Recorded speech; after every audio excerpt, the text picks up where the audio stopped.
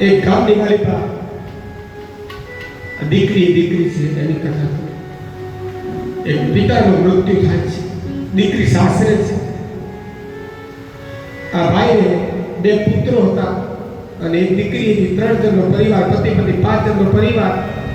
અને એના પિતાનું મૃત્યુ થાય અને દીકરીને સમાચાર મોકલે છે કે હે દીકરી, હે બેટા, તારા પિતાજી મૃત્યુ પામે છે, જલ્દીથી ઘેર આવી જા. દીકરી બધા કામ પડતા મૂકી, મારું બાપ મરી ગયું. બધા કામ પડતા મૂકી દીકરી પોતાના પિતાજીને ઘેર જાય છે.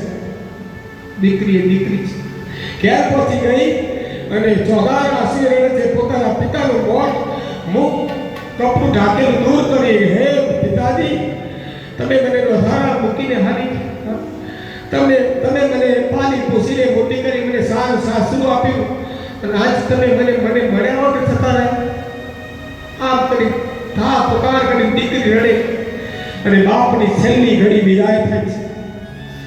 બાપની નનામી રામ નામ બોલો સત્ય કરી ઘરની બહાર નીકળે અને ગામના ઝોપે આ 4 શ્રીફળ દેવામાં આવે. ત્યારે એક ભાઈ આવીને ઉભા રહો ભાઈ, કે નનામી કોની છે? ફળના ભાઈની છે. કે તમને અગ્નિ સંસ્કાર કરવા નહીં દો. કે આ ભાઈ પાસેથી મારે 15 લાખ રૂપિયા લેવાના બાકી છે. જ્યાં સુધી 15 લાખ રૂપિયા નહીં આવે ત્યાં સુધી તમારે એની ચિંતા ઉપર નહીં ચડવાનો. આખા ગામમાં દેકારો બંધાઈ ગયો.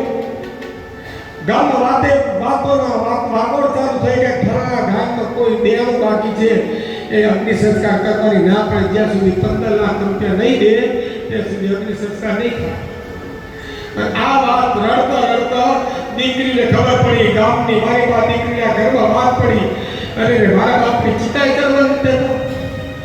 દીકરી રડતા માથું ઊંચું દૂર કરી દોટ મૂકી અને ગામના સીમાડે પહોંચી આવીને પેલા ભાઈને મળે. ભાઈ, શું વાત છે? દીકરાઓ આવી ગયા. દીકરાઓ કીધું કે ભાઈ શું છે? કે તમારા પિતાજી પાસેથી 15 લાખ રૂપિયા લેવાના બાકી છે. દીકરાઓ એટલું બોલ્યા, એ અમે નહીં જાણતા, અમે જાણતા નથી. મારા પિતાજીને ખબર. મારા પિતાજી ગયા અને પૈસા પણ ગયા. દીકરા આટલું બોલ્યા.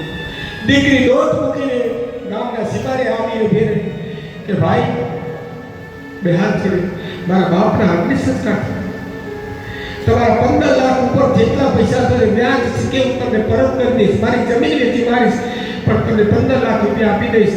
પણ મારા બાપને અગ્નિ સંસ્કાર કરવા ઘરેણાથી હતા બધા ઉતારી પોટકું વાળી આ જે પૈસા માંગતો એને ઘરેણા દઈ દીધા.